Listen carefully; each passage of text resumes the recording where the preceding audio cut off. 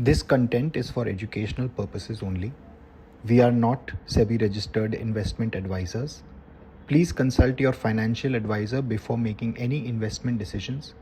Investments in the stock market are subject to market risks. Welcome to our channel पैसा पे focus. और आज हम अपना पहला वीडियो लॉन्च करने जा रहे हैं जो स्टॉक ऑफ द मंथ से शुरू कर रहे हैं, और ये हम हर महीने के एंड पे एक स्टॉक लाएंगे। इस महीने का स्टॉक है बैंक ऑफ महाराष्ट्र। स्टॉक पे जाने से पहले हम उसके सेक्टर के स्ट्रेंथ पे थोड़ा सा ध्यान देंगे। ये हमारी टीम ने एक चार्ट बना के रखा है जिसमें सारे सेक्टर्स का कंपैरिजन चलता है विथ रिस्पेक्ट टू निफ्टी, और जो सेक्टर ज़्यादा आउट परफॉर्म कर रहा है वो थोड़ा सा अलग या ऊपर जाने की कोशिश करता है। उससे हमें आइडिया लग जाता है कि इस स्टॉक इस पर्टिकुलर सेक्टर में ज़्यादा स्ट्रेंथ है। तो अभी हम क्योंकि बैंक ऑफ महाराष्ट्र की बात कर रहे हैं तो हम पीएसयू बैंक पे फोकस करेंगे। तो अब आप देख सकते हो कि PSU bank is one of the most out performing sectors in the market right now. Out of all the sectors PSU bank is number 2, metal is number 1, PSU bank is number 2, और काफ़ी समय से ये market को out perform कर रहा है। जब भी कोई सेक्टर मार्केट को इस तरह से आउट परफॉर्म करता है तो उसके स्टॉक्स में और भी ज़्यादा तेजी आने की संभावना बन जाती है। अब हम जाते हैं महाराष्ट्र बैंक के चार्ट पे। ये आपको दिख रहा है महाराष्ट्र बैंक का चार्ट। ये है इसका मंथली चार्ट, और अगर आप देखेंगे तो ये एक ट्रेंड लाइन का ब्रेकआउट देने की कोशिश कर रहा है जो 2007 का है। ये बहुत बड़ा ब्रेकआउट माना जाएगा। ये ऑलमोस्ट 18-19 साल का ब्रेकआउट है।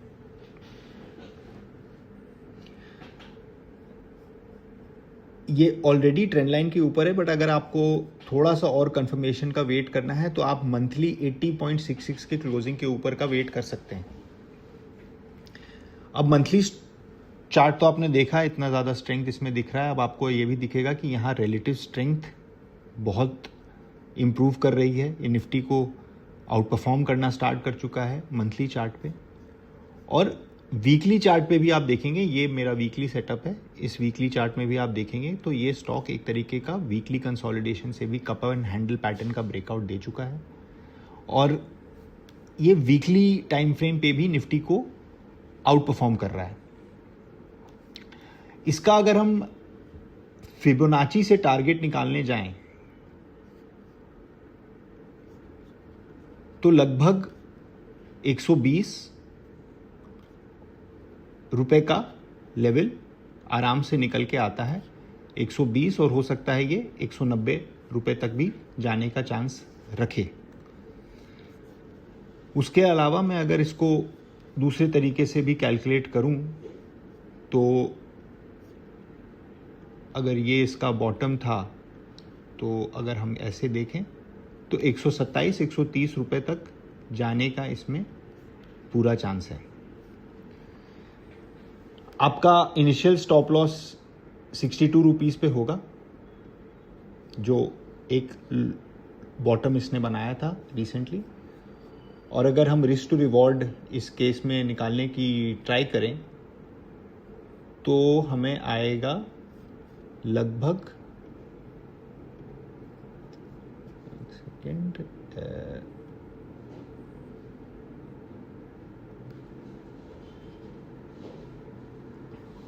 3:1 का रिस्क रिवॉर्ड आ रहा है आपको, ऑलमोस्ट 2.97।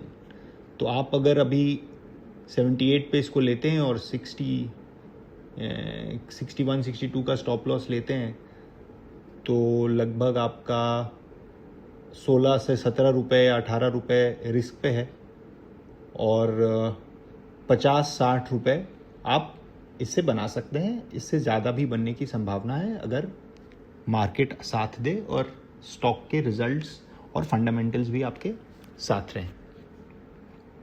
अब हम आगे बढ़ते हैं तो इस पर थोड़ा सा हम न्यूज़ भी देख लेते हैं। हाल फिलहाल में इस कंपनी के रिजल्ट भी आए थे।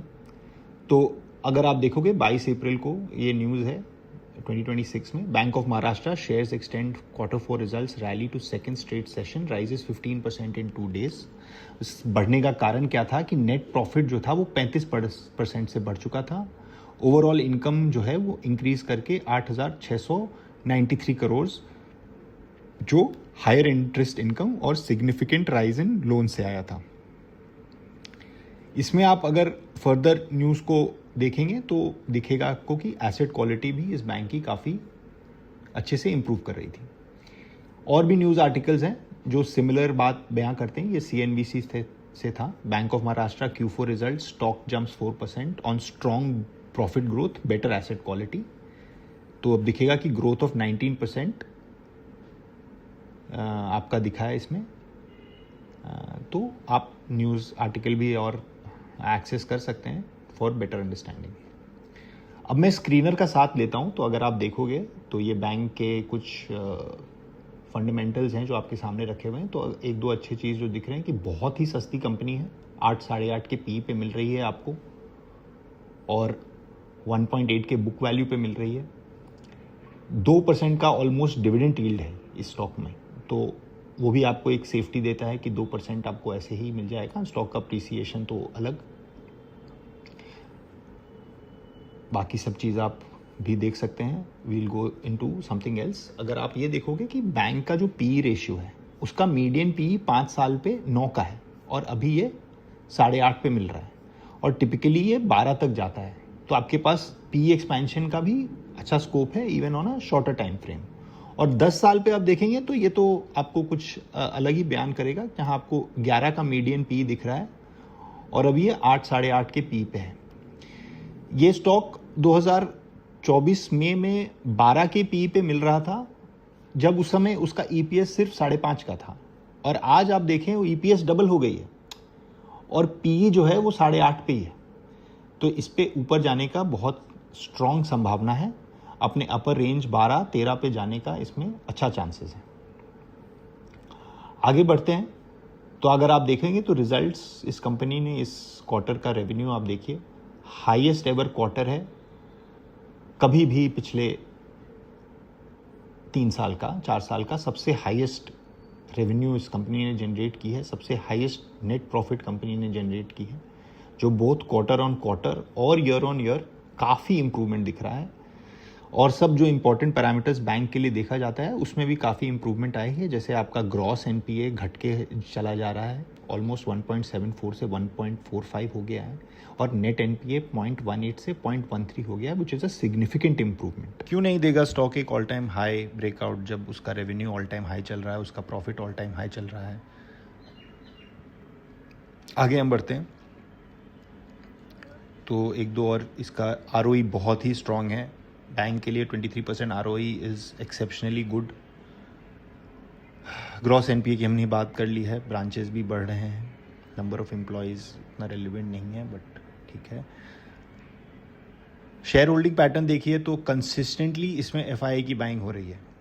3-4 क्वार्टर में इन्होंने 1.5% से ऑलमोस्ट 1.5% था 2024, तो 1, 2, 3, 4 से 5 क्वार्टर में उन्होंने अपना स्टेक 6% तक ले लिया है, और DII ने उसे 10% से 14%। तो दोनों FII और DII इस शेयर को खरीदे जा रहे हैं, और प्रमोटर इसमें ऑब्वियसली प्रेसिडेंट ऑफ इंडिया है, जो एक 75% के नीचे उनका शेयर होल्डिंग होना चाहिए, वो भी आ चुका है। तो अब वो और कोई मार्केट में सेल करने का चांसेस कम हो जाता है।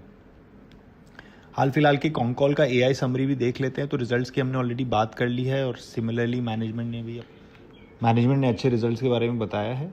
मैनेजमेंट एम्फसाइज्ड कि it has delivered on full set of 18-19 guided KPIs across growth, asset quality. तो जो भी मैनेजमेंट ने कमिट किया था अपनी ग्रोथ के लिए, अपने एसेट क्वालिटी के लिए, अपने प्रॉफिटेबिलिटी के लिए, वो मोस्टली सारे पैरामीटर्स में उन्होंने अपने सारे गोल्स अचीव किए हैं। ये उतना मैं ज़्यादा इसमें डिटेल में जाना नहीं चाहता हूँ, बट एक चीज़ है जो इसमें की हेडविंड्स है जो थोड़ा सा देख लेना चाहिए।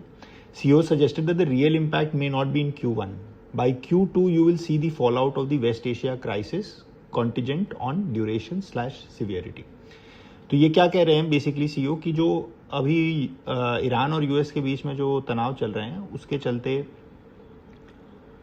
ये क्वार्टर इम्पैक्टेड नहीं होगा, अगला क्वार्टर बहुत ज़्यादा इम्पैक्टेड होगा डिपेंडिंग ऑन कि कितना लंबा और कितना गंभीर ये युद्ध और चलेगा। तो एक ये पॉसिबिलिटी है कि सारे कंपनीज, ये सिर्फ इसी कंपनी के लिए नहीं वैलिड होता है, सब कंपनी में Q2 में नंबर थोड़े से एक बार नीचे जा सकते हैं, और अगर वॉर लंबा चला तो फिर उसका तो कोई भी कुछ गारंटी नहीं ले सकता फिलहाल। बट एक ये डिप आने की संभावना है during the time that Q2 numbers come out, but then after that I think things will normalise. आगे बढ़ते हुए हम एक बार एक वेबसाइट है, इसको हम लोग अक्सर फॉलो करते हैं, विच इज़ मार्केट्स मोजो। आप भी इसको यूज़ कर सकते हैं, इसका सब्सक्रिप्शन ले सकते हैं। तो यहाँ आपको दिखेगा कि इसका एक बहुत ही स्ट्रॉन्ग रेटिंग है, 88 आउट ऑफ 100, जो बहुत ही स्ट्रॉन्ग माना जाता है। ये ऑलरेडी 2 और पर्टिकुलर स्ट्रैटेजीज का भी पार्ट है। ये स्टॉक ऑफ द मंथ है पिछले 6 महीने से, और मोजो स्टॉक है जो इनका एक स्टॉक सजेशन मेथडोलॉजी है, उस दोनों में ये रेकमेंड हो चुका है। इसमें मैं एक और चीज़ दिखाना चाहूँ तो इसमें ये आप देखोगे तो ये क्वालिटी को सिग्निफाई करता है जो हरा है, वैल्यूएशन है जो येलो है, फाइनेंशियल ट्रेंड भी ग्रीन है और टेक्निकल ट्रेंड भी ग्रीन है। तो ये बहुत ही अच्छा साइन है कि majority of them are in green. We will look at the financial trend also of this stock, and if you can see, ये है इसका फाइनेंशियल ट्रेंड, और ये कंसिस्टेंटली कंपनी अच्छे नंबर दे रही है। कंसिस्टेंटली मैं कहूँगा बस 2 क्वार्टर से 21 है, बट फिर भी इसको बहुत अच्छा मानेंगे, और the fact that it is consistently giving good numbers is a very good sign.